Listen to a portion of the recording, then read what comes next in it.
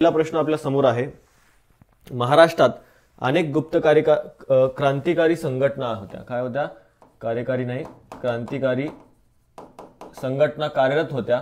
पुढे गुप्त कार्यकारी संघटना व त्यांचा प्रदेश दिला आहे। योग्य जोड्या त्या ठिकाणी आपल्याला काय करायच्या आहेत?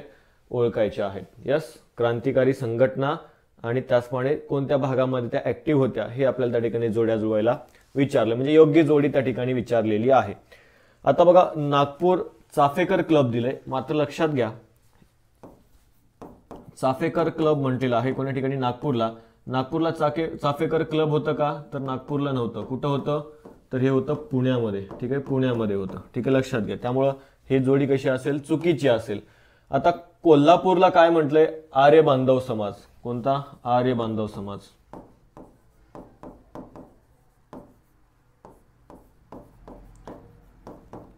आर्य बांधव समाज जर आपण बघितलं तर कुठं होतं? नागपूरमध्ये होतं। ठीक आहे, लक्षात घ्या। नागपूरमध्ये आर्य बांधव समाज ही गुप्त क्रांतिकारी संघटना होती। मग आता कोल्हापूरमध्ये कोणती होती? कोल्हापूरमध्ये कोणती होती? तर कोल्हापूरमध्ये शिवाजी क्लब नावाची गुप्त संघटना होती। कोणती? शिवाजी क्लब नावाची एक गुप्त संघटना जी आहे ती आपल्याला कोल्हापूरमध्ये पाहायला मिळते। आणि या शिवाजी क्लबलाच शाहू महाराजांनी काय केलं होतं? आर्थिक मदत केली होती। लक्षात घ्या, काय केली होती? आर्थिक मदत केली होती या गुप्त क्रांतिकारी संघटनेला। त्यामुळं ब सुद्धा काय राहील? तर चुकीचं राहील। क काय असेल? योग्य जोडी त्या ठिकाणी आपल्याला सांगता येते, कारण की पुण्यामध्ये चाफेकर क्लब होता। त्यामुळे फक्त क बरोबर आहे आणि त्यामुळे ऑप्शन क्रमांक 4 या प्रश्नाचं काय येईल? योग्य आन्सर त्या ठिकाणी आपल्याला सांगता येईल। ठीक आहे, ह्या काय होत्या? गुप्त क्रांतिकारी संघटना होत्या। नागपूरमध्ये आर्य बांधव समाज आपल्याला त्या ठिकाणी सांगता येते, पुण्यामध्ये चाफेकर क्लब आपल्याला सांगता येतं, आणि हे जे काही शिवाजी क्लब दिसते तुम्हाला ते कुठं होतं? कोल्हापूर या ठिकाणी आपल्याला ह्या गुप्त क्रांतिकारी संघटना सांगता येतात। पर्याय क्रमांक 4 या प्रश्नाचं योग्य आन्सर असेल। पुढे जाऊयात। आता महाराष्ट्रातल्या इतर काही गुप्त संघटना आणि त्याच्याशी संबंधित असणारे व्यक्ती कोण होते हे सुद्धा अभ्यासणं महत्त्वाचं आहे। मागे परीक्षेमध्ये तुम्हाला इथं प्रश्न विचारण्यात आले होते। तर बघा, महाराष्ट्रातील गुप्त संघटना जर आपण बघितलं तर महाराष्ट्रातील क्रांतिकारकांचे आश्रयस्थान आणि प्रेरणास्थान कोण होते? तर टिळक होते। टिळक जर आपण बघितलं तर जहालमत विचारसरणीचे आपल्याला टिळक सांगता येतात, आणि टिळकांनीच काय केलं होतं? तर या क्रांतिकारकांना एक दिशा देण्याचं काम केलं होतं, एक प्रेरणा देण्याचं काम केलं होतं। कशाच्या माध्यमातून? वृत्तपत्राच्या माध्यमातून, लेखांच्या माध्यमातून त्यांनी काय केलं होतं? क्रांतिकारकांना दिशा देण्याचं काम केलं होतं। मग आता एक आश्रयस्थान आणि प्रेरणास्थान हे टिळक होते, आणि त्यांच्या अनुयायांनी सुद्धा काय केलं होतं? इथं महाराष्ट्रामध्ये काही संघटना स्थापन केल्या होत्या। आर्य बांधव समाज नावाची जी काही गुप्त क्रांतिकारी संघटना होती वर्धे आणि नागपूर या भागामध्ये ऍक्टिव्ह असताना आपल्याला दिसते। संबंधित व्यक्ती कोण होते? श्रीधर परांजपे आहेत, बुवा उपाध्याय आहेत, अभ्यंकर आहेत, हे आपल्याला काय सांगता येतात? या आर्य बांधव समाजाशी संबंधित क्रांतिकारक त्या ठिकाणी सांगता येतील। पुढे बघा, यवतमाळची गुप्त संघटना आहे। कोण होते संबंधित क्रांतिकारक? डॉक्टर सिद्धनाथ काणे आहेत आणि जनार्दन वाजने। अमरावती या ठिकाणी सुद्धा काय होती? गुप्त संघटना होती। तिथले कोण होते प्रमुख? दादासाहेब खापर्डे हे आपल्याला तिथले प्रमुख सांगता येतात। त्यानंतर बघा, हैदराबाद मधली जी काही गुप्त संघटना होती त्याचे प्रमुख आहेत नरहरपंत घारापुरी आणि बोमनीकर। हे कुठले? हैदराबाद मधल्या गुप्त संघटनेचे। पुढे अजून एक महत्वाची आहे, गंगनाथ भारती विद्यालय क्रांतिकारी संघटना। ही कुठली होती? बडोदा या संस्थानातली। लक्षात ठेवा, बडोदाला ही संघटना त्या ठिकाणी आपल्याला पाहायला मिळते। 1905 मध्ये या क्रांतिकारी संघटनेची स्थापना करण्यात आली। संबंधित व्यक्ती कोण आहेत? अरविंद घोष आणि माधवराव जाधव हे क्रांतिकारक आपल्याला या संघटनेशी संबंधित सांगता येतील। त्यानंतर शिवाजी क्लब कुठला आहे? कोल्हापूरमधला आहे। लक्षात ठेवा। आणि या क्लबचे जे काही क्रांतिकारक होते ज्यांचं नाव काय होतं? हनुमंतराव कुलकर्णी, त्याचप्रमाणे कृष्णाजी प्रभाकर खाडीलकर हे कुठे गेले होते? नेपाळला गेलेले होते। कशासाठी? बॉम्ब विद्या शिकण्यासाठी। बॉम्ब विद्या त्या ठिकाणी शिकून इथं कारखाने वगैरे त्यांना उभे करायचे होते आणि ते बॉम्ब निर्मिती करून ब्रिटिशांवर हल्ले करायचे होते। या उद्देशाने हे जे काही बॉम्ब निर्मितीचं जे काही तिथं जे काही प्रशिक्षण आहे ते घेण्यासाठी हे कुठे गेलेले होते? तर नेपाळला गेलेले होते। बघा, ठीक आहे। प्रश्न विचारला जाईल तुम्हाला की संघटना कोणती आहे आणि कोणत्या भागामध्ये ती ऍक्टिव्ह होती आणि संबंधित व्यक्ती कोण होते, इथं प्रश्न विचारला जाऊ शकतो। पुढे जाऊयात आपण। कोणत्या राजकीय पक्षाचे संविधान सभेत केवळ एक उमेदवार त्या ठिकाणी निवडून आलेला होता? बघा, संविधान सभेवर प्रश्न बऱ्याचदा त्या ठिकाणी विचारण्यात आलेले आहेत। मग संविधान सभेसाठी त्या ज्या काही जागा होत्या 389, त्या जागेसाठी ज्यावेळेस निवडणुका घेण्यात आलेल्या होत्या त्यावेळेस वेगवेगळे जे काही पक्ष आहेत त्या पक्षाचे उमेदवार जे आहेत ते काय करण्यात आले होते? तर या संविधान सभेच्या कामकाजासाठी ते निवडून देण्यात आलेले होते.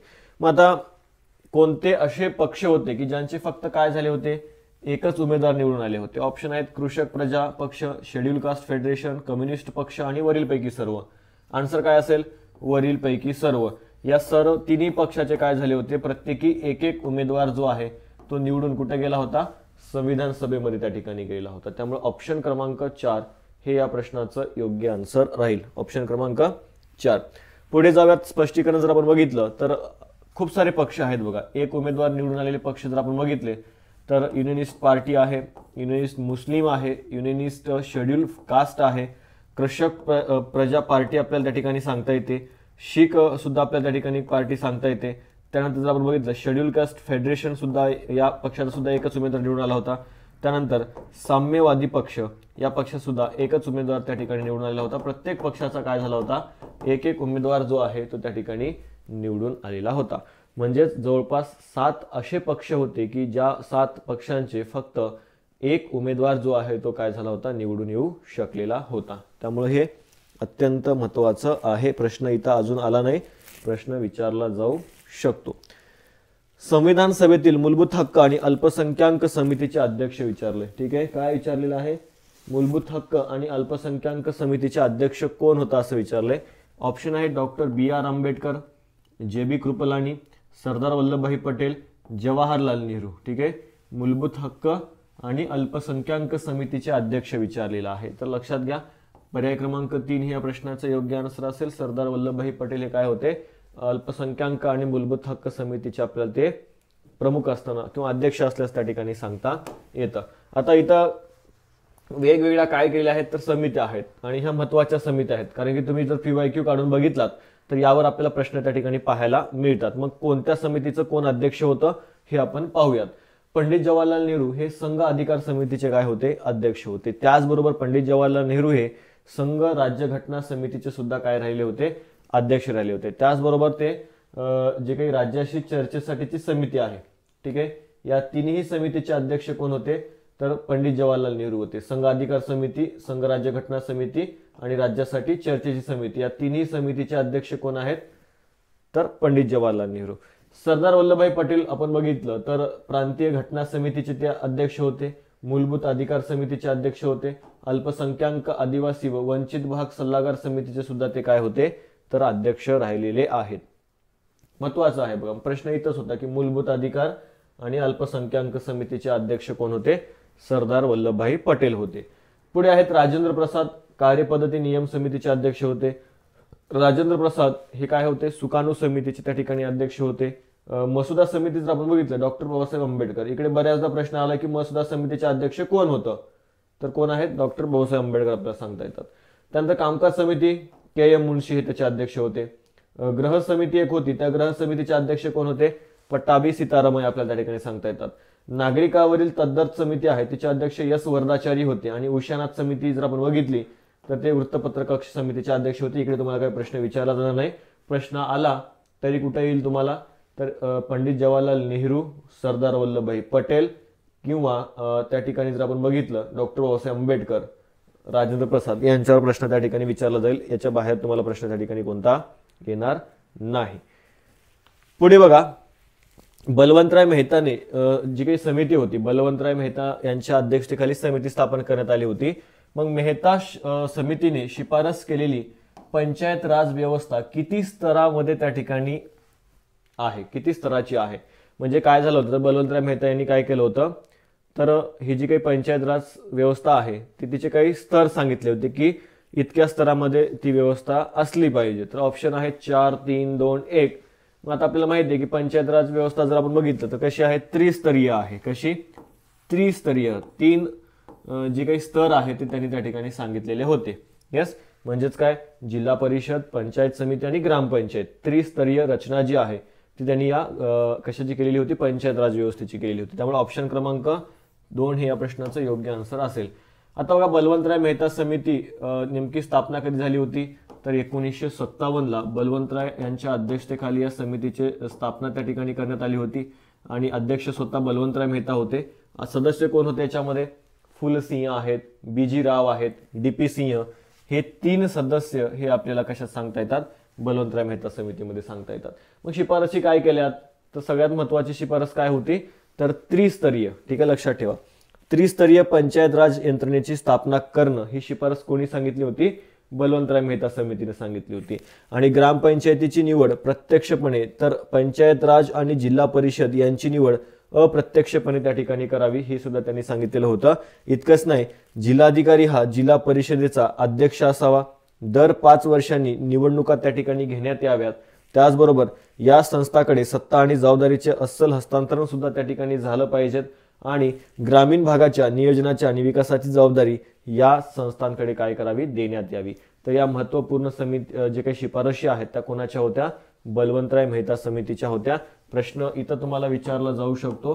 त्याचप्रमाणे जर आपण बघितलं, प्रश्न तुम्हाला अजून कोणत्या ठिकाणी विचारला जाऊ शकतो, तर बघा दर 5 वर्षांनी ह्या निवडणुका घेण्यात याव्यात ही शिफारस सुद्धा त्यांनी केलेली होती. आणि जिल्हाधिकारी हा जिल्हा परिषदेचा अध्यक्ष असावा ही शिफारस सुद्धा त्यांनी केली होती. इकडे तुम्हाला प्रश्न त्या ठिकाणी विचारला जाण्याची शक्यता आपल्याला सांगता येईल. पुढे चला, विसू आणि ओणम हे कोणत्या राज्यातील सण आहेत, कोणते, विसू आणि ओणम हे कोणत्या राज्यातील सण आहेत. आता सणांवर सुद्धा प्रश्न जे आहेत ते आपल्याला पाहायला मिळतात. मग वेगवेगळे जे काही राज्य आहेत आणि त्या राज्यातले जे काही सण आहेत त्यावर सुद्धा आपल्याला प्रश्न जे आहेत ते काय झालेले आहेत, विचारले गेलेले आहेत. यस, योग्य आन्सर तुम्हाला करायचा आहे, सर्वांनी आन्सर द्यायचा आहे. चला,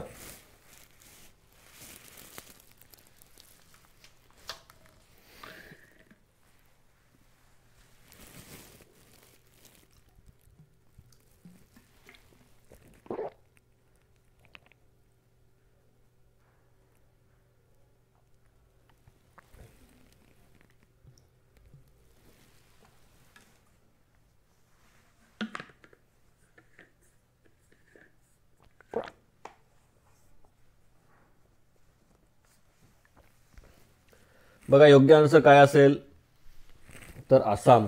ठीक आहे, आसाम हे जे काही राज्य आहे त्या राज्यामध्ये हे सण जे आहेत ते काय केले जातात, तर साजरे केले जातात, लक्षात घ्या. ठीक आहे, पर्याय क्रमांक 1 हे या प्रश्नाचं योग्य आन्सर असेल. ठीक आहे, ओ सॉरी केरळ आहे, लक्षात घ्या, सॉरी केरळ आहे. ठीक आहे, आपण आसाम म्हटलेलं आहे, मात्र केरळचे काय आहेत, तर हे सण आहेत कोणते, विसू, ओणम. बरोबर आहे, साऊथ मध्ये हा ओणम त्या ठिकाणी आपल्याला पाहायला मिळतो, मात्र विसू आणि ओणम हे कुठं आहेत, तर केरळमध्ये आहेत. पर्याय क्रमांक 3 या प्रश्नाचं योग्य आन्सर असेल. आता आसामचा बिहू आहे, काय, आसामचा बिहू आहे, तामिळनाडूचा पोंगल आहे, केरळचा विसू आणि ओणम आहे आणि पश्चिम बंगालचा दुर्गा पूजा आहे. गोव्याचा कार्निवल जो काही सण आहे तो तिथं आपल्याला पाहायला मिळतो. आणि पंजाबमध्ये बैसाखी आणि तीज हे आपल्याला काय पाहायला मिळतात, सण पाहायला मिळतात. मग महाराष्ट्राचा असा कोणता सण आहे, माहिती आहे का कोणाला, तर कमेंटमध्ये सांगायचं की महाराष्ट्रामध्ये कोणता सण आहे. जसं आसाममध्ये बिहू आहे, तर तामिळनाडूमध्ये पोंगल आहे, केरळमध्ये विसू आणि ओणम आहे, इकडे बैसाखी आणि तीज हे सण जे आहेत ते त्या ठिकाणी साजरे केले जातात. तर मग महाराष्ट्रामध्ये कोणते आहेत ते तुम्ही मला कमेंटमध्ये सांगायचं आहे. ठीक आहे, आता बैसाखी हा जो काही सण आहे तो पंजाबमधला आहे आणि याच बैसाखीच्या सणाच्या दिवशी काय झालं होतं, तर जे काही जालियनवाला बागेमध्ये त्या ठिकाणी जे काही व्यक्ती जमलेले होते सभेसाठी त्यांच्यावर मग काय करण्यात आला होता, गोळीबार करण्यात आला होता. बघ कोणत्या सणाच्या दिवशी, तर बैसाखी सणाच्या दिवशीच. जालियनवाला बाग हत्याकांड जी आहे ती या सणाच्या दिवशी झाली होती. बैसाखीच्या सणामुळं त्या पंजाबमध्ये अमृतसर शहरामध्ये सगळ्यांना त्या ठिकाणी सुट्टी होती म्हणून बरेचसे लोक त्या जालियनवाला बागेमध्ये निषेध सभेसाठी जमलेले होते आणि अशा वेळीच्या जनरल डायरनं काय केलं होतं, इथं गोळीबार केला होता, लक्षात घ्या. पुढे जाऊयात आपण. सोलापूर येथे मार्शल लॉ कोणत्या आंदोलनात लावण्यात आलेला होता, चले जाव, असहकार आंदोलन, सविनय कायदेभंगाची चळवळ किंवा वरील सर्व आंदोलनामध्ये हा मार्शल लॉ त्या ठिकाणी लागू होता. चला व्यवस्थित जर आपण बघितलं तर आन्सर काय असेल, पर्याय क्रमांक 3 हे या प्रश्नाचं योग्य आन्सर असेल. सविनय कायदेभंगाच्या चळवळीमध्ये काय झालं होतं, तर या सोलापूरमध्ये मार्शल लॉ जो आहे तो त्या ठिकाणी लावावा लागलेला आपल्याला सांगता येतो. ठीक आहे, मग आता जर आपण बघितलं तर सोलापुरातला जो काही लष्करी कायदा होता, या सत्याग्रहात केवळ सोलापूरमध्येच इंग्रजांनी काय केलं होतं, तर हा लष्करी कायदा जो आहे तो लागू केला होता. कारण की तिथली जी काही परिस्थिती आहे हाताबाहेर गेली होती, गिरणी कामगार असतील, त्याचप्रमाणे तिथले जनता असतील, या सगळ्यांनी काय केलं होतं, तर ब्रिटिशांच्या विरोधात भूमिका घेतली होती. ब्रिटिशांच्या चौक्या असतील, ब्रिटिशांची इतर जे काही ठिकाणं असतील तिथं जाळपोळ करायला त्यांनी सुरुवात केली होती, म्हणून ब्रिटिशांना इथं काय करावं लागला होता, तर त्या ठिकाणी हा जो काही मार्शल लॉ आहे तो लागू करावा लागला होता. मग सत्याग्रहींना अटक करायला सुरुवात झाली होती. एका पोलिसाच्या खुनाचा आरोप ठेवून चौघांना फाशीची शिक्षा सुद्धा त्या ठिकाणी ठोठावण्यात आली होती. मग कोण आहेत, मल्लप्पा धनशेट्टी, जगन्नाथ शिंदे, कुर्बान हुसेन आणि श्रीकृष्ण सारडा या चौघांना काय करण्यात आलं होतं, तर या पोलिसाच्या खुनाचा आरोप ठेवून त्यांच्यावर खटला दाखल करण्यात आला आणि पुण्याच्या येरवडा कारागृहामध्ये काय करण्यात आलं होतं, यांना फाशीची शिक्षा जी आहे ती देण्यात आलेली होती. ठीक आहे, सोलापूरमध्येच काय करण्यात होतं, संपूर्ण भारतात जर विचार केला फक्त आणि फक्त हा कायदा जो आहे तो सोलापूरमध्येच त्या ठिकाणी लागू करण्यात आलेला होता. तर ह्या बाबी लक्षात घ्यायच्या आहेत. 1920 मध्ये काय झाली होती, ही चळवळ सुरू झालेली होती. कोणती, असहकार चळवळ. 1930 मध्ये जर आपण बघितलं तर सविनय कायदेभंगाची चळवळ सुरू झाली होती. चले जाव चळवळ जर आपण बघितलं 8 ऑगस्ट 1942 रोजी ही चळवळ त्या ठिकाणी सुरू झालेली होती. ठीक आहे, तर या बाबी महत्वाच्या आहेत, लक्षात घ्यायच्या आहेत. पुढे जाऊयात आपण. बघा यांना त्या ठिकाणी 22 जानेवारी 1931 रोजी फाशीची शिक्षा झालेली आहे. कोणाला, तर त्या चौघांना. मग आता हा जो काही 12 जानेवारी हा दिवस जर आपण बघितला तर संपूर्ण सोलापूरमध्ये हुतात्मा दिन म्हणून त्या ठिकाणी पाळला जातो. लक्षात ठेवायचं, हुतात्मा दिन म्हणून काय केला जातो, पाळला जातो. सोलापुरातील तुळशीदास जाधव या कॉलेज समितीच्या सरचिटणीस जर आपण बघितलं तर गांधीजी टोपी काढण्यास त्यांनी काय केला होता, नकार दिला होता. म्हणजे तुळशीदास जाधव नावाचा एक व्यक्ती होता, त्यांनी आता गांधी टोपी जर आपण बघितलं तर चळवळीचं ते प्रतीक बनलेलं होतं. मग लोक काय करायचे, गांधी टोपी त्या ठिकाणी घालून फिरायचे. मग ते दिसलं की ब्रिटिशांचं डोकं सरकायचं. मग ब्रिटिश काय करायचे, ती टोपी घातली त्यांना बेदम मारहाण करायचे. मग तरी तो मारहाण या तुळशीदास जाधव यांना सुरू असली तरी सुद्धा त्यांनी काय केलं होतं, ती टोपी खाली येऊ दिली नव्हती. लक्षात ठेवा. पण त्यांनी नकार दिल्यानंतर पोलिसांनी त्यांना काय केलं होतं, बेदम मारहाण केली होती. पुढे जाऊयात. घटक राज्याचा महाधिवक्त्याचा पदावधी घटनेतील तरतुदीप्रमाणे किती वर्षाचा असतो, असं म्हटलंय.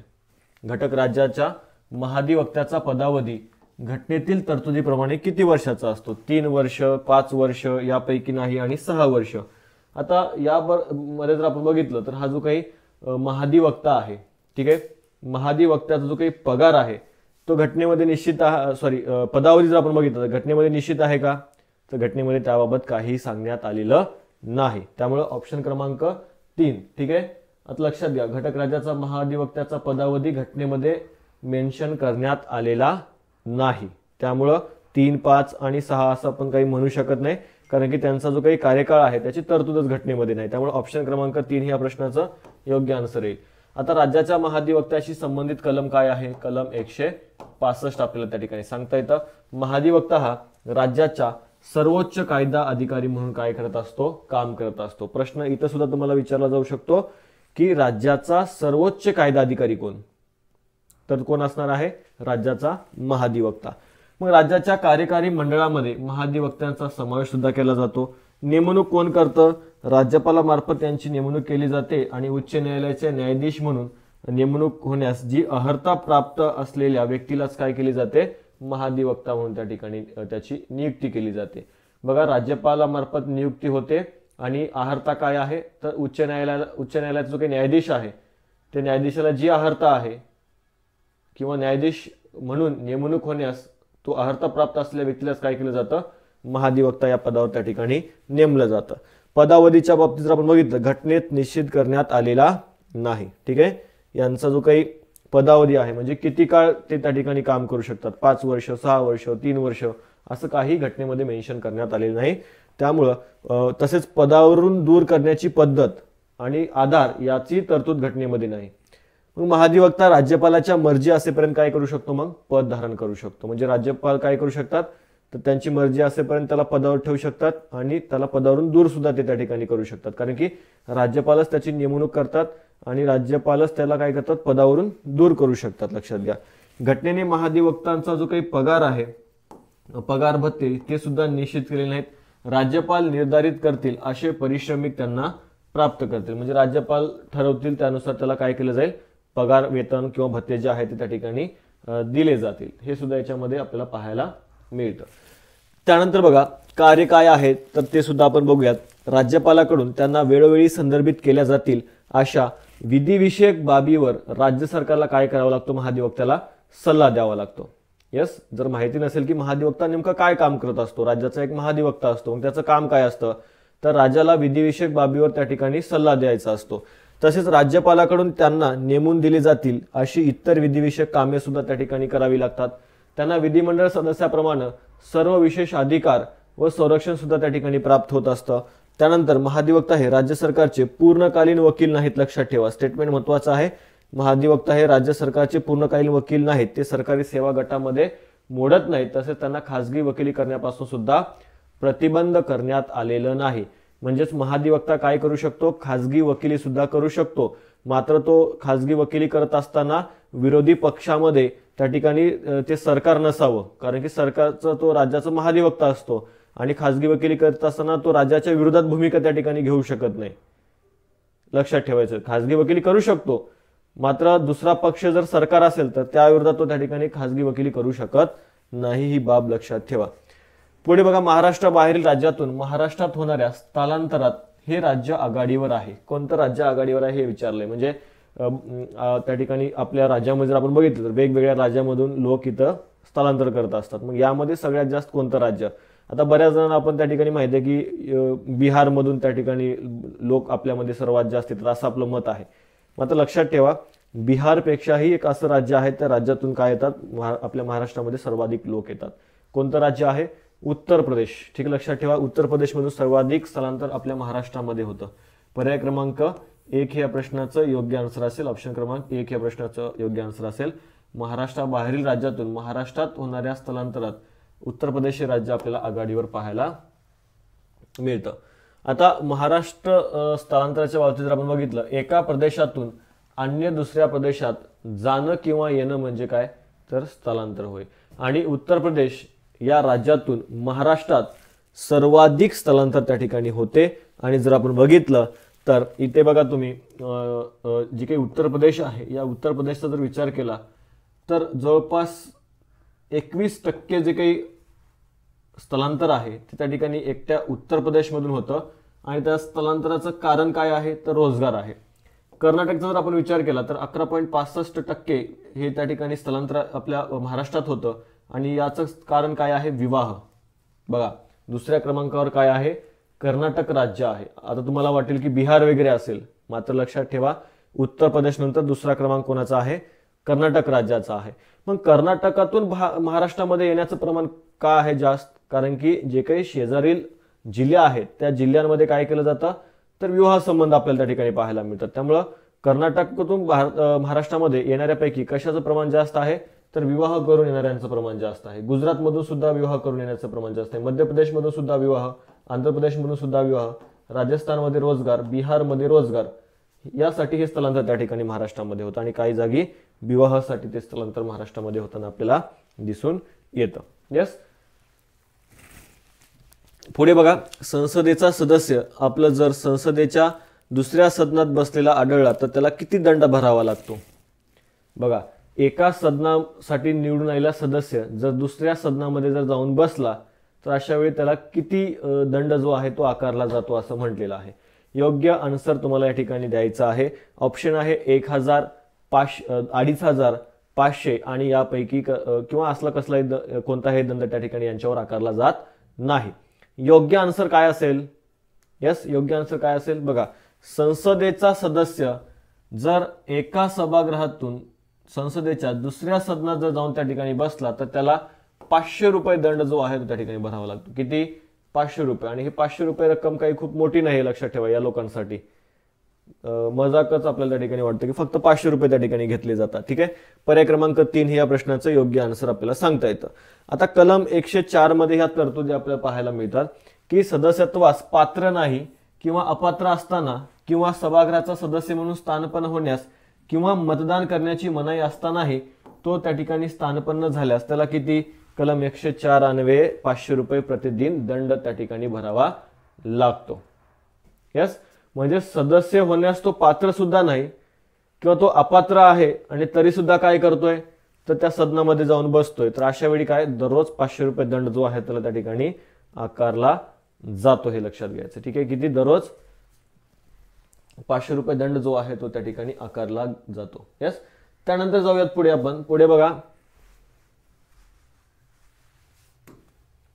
जडत्वाची संकल्पना कोणी मांडली? अत्यंत महत्वाचा प्रश्न आहे. न्यूटन, गॅलिलिओ, आइन्स्टाईन आणि कॅव्हेंडिश यापैकी जडत्वाची संकल्पना कोणी मांडली? इनर्शियाची संकल्पना कोणी मांडली? तर पर्याय क्रमांक 2 हे या प्रश्नाचं योग्य आन्सर असेल. कोण आहे? गॅलिलिओ. गॅलिलिओनी काय केलं होतं? जडत्वाची काही संकल्पना आहे ती त्याने त्या ठिकाणी मांडलेली होती. पुढे जाऊयात. आता जडत्व वगैरे ह्या बाबी काय आहेत ते आपण बघून घेऊयात. बघा, वस्तूची स्थिर अथवा गतिमान अवस्थेतील बदलाला विरोध करण्याची प्रवृत्ती म्हणजेच काय? जडत्व होईल. लक्षात ठेवा. जडत्व म्हणजे काय आहे? तर वस्तूची स्थिर अथवा गतिमान गतिमान अवस्थेतील बदलाला विरोध करण्याची प्रवृत्ती म्हणजे काय? जडत्व आहे. म्हणजे आता जर आपण बघितलं तर तुम्ही एका जागी बसलेले आहात. यस, तुम्ही बसलेले आहात. मग तुम्हाला जर कोणी ढकलत असेल तर त्या ठिकाणी तुम्ही लगेच जाणार का खाली वगैरे कुठं पडणार का? तर तुम्ही सुद्धा काय करता? त्याला एक विरोध करता. किंवा एखादा दगड आहे, तो दगडाला तुम्ही काही जोर न लावता तो डायरेक्ट जाणार आहे का? तर जाणार नाही. लक्षात ठेवा. तरी पण जर आपण बघितलं तर तो स्थिर अवस्थेत आहे. मग तो स्थिर अवस्थेत आहे आणि स्थिर अवस्थेत असताना तो त्या ठिकाणी काय? तर त्या बदलाला त्या ठिकाणी विरोध करतो. कारण की जर आपण बघितलं तो जो दगड आहे तो आपण जर ढकलला तर तो डायरेक्ट जात नाही. तुला आपल्याला काय करावं लागतो? ताकद लावावी लागते. म्हणजे त्याच्यापेक्षा जर जास्त ताकद आपण लावली तर अशा वेळी तो दगड मग काय करतो? तर खाली जातो. ठीक आहे. म्हणजे तो काय करतो? तर वस्तूची स्थिर अथवा गतिमान अवस्थेतील बदलाला विरोध करण्याची प्रवृत्ती म्हणजेच काय होय? तर जडत्व होय. लक्षात ठेवा. वस्तू स्थिर असेल तर गतिमानतेला काय करते? विरोध करते. आणि गतिमान असेल तर स्थिर होण्यास त्या ठिकाणी काय करते? विरोध करते. ठीक आहे. महत्वाचं आहे बघा. जर स्थिर असेल तर गतिमानतेला विरोध करते. तुम्ही ढकलताय, मतलब कमी ताकद लावलं तर काही होणार आहे का? तर काही होणार नाही. जास्त ताकद ज्यावेळेस लावतो त्यावेळेस तो त्या ठिकाणी जातो. ठीक आहे. स्थिर असेल तर तो गतिमानतेला विरोध करतो आणि गतिमान असेल तर स्थिर होण्यास त्या ठिकाणी विरोध करतो. ठीक आहे. लक्षात घ्यायचं. हे काय? जडत्व. लक्षात घ्या. आता जडत्वाचे काही प्रकार आहेत. विरामावस्थेचं जडत्व, गतीचं जडत्व, त्याचप्रमाणे जर आपण बघितलं दिशेचं जडत्व. हे काय आहे? तर जडत्वाचे काही प्रकार आपल्याला त्या ठिकाणी सांगता येतात. मग आता विरामावस्थेचं जडत्व नेमकं काय आहे? तर वस्तूच्या ज्या स्वाभाविक गुणधर्मामुळे ती विराम अवस्थेत बदल करू शकत नाही त्याला काय म्हटलेलं आहे? विराम अवस्थेचं जडत्व. आता याचं उदाहरण कसं देऊन सांगता येईल? तर बस ज्यावेळेस अचानक सुरू होते. ठीक आहे. बस ज्यावेळेस अचानक सुरू होते तेव्हा प्रवाशांना काय होतं? मागच्या साईडला त्या ठिकाणी धक्का बसतो बघा. ठीक आहे. ज्यावेळेस बस जी आहे, तुम्ही बऱ्याच जणांनी हे अनुभवलेलं असेल. तुम्ही बसमध्ये बसलेला असतात आणि अचानक तो ड्रायव्हर बस जे आहे तो पळवायला सुरू करतो. मग अशा वेळी तुम्हाला मागच्या साईडला धक्का बसतो आणि मागं आपल्याला काहीतरी लागतं. मग अशा वेळी समजायचं काय आहे? विराम अवस्थेचं जडत्व आहे. कारण की तुम्ही त्या ठिकाणी बसलेला असतात आणि बस निघालेली असते. मग अशा वेळी काय? तर तुम्ही स्थिर असताना बस निघालेली असते. त्यामुळे काय? तर आपण काय करतोय?